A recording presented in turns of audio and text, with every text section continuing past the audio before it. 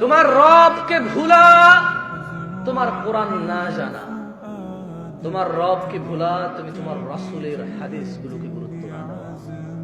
তোমার রবকে ভুলা তোমার মসজিদের অনুপস্থিতি, তোমার রবকে ভুলা তোমার পায়ের নিচে টাকনুর নিচে কাপড়টা বলে, তোমার রবকে ভুলা তোমার দাড়ি শেভ করাকে বলে,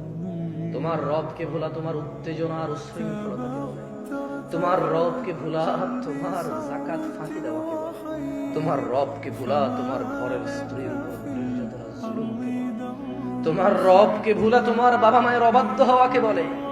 তোমার রবকে ভুলা মসজিদ ছাড়া অন্য ঘরকে আলোকিত করাকে বলে। মোমবাতি আগরবাতি কত বাতি দিয়ে তুমি কত ঘর সাজাও, আল্লাহর ঘর মসজিদ ফজরে এভাবেই খালি পড়ে থাকে। তুমি মনে করেছো আল্লাহর ঘর সাপ্তাহিক একটা অনুষ্ঠান আর বাৎসরিক একটা মাহফিল, যেদিন কানায় কানায় মাগরিবে পড়ে যাবে,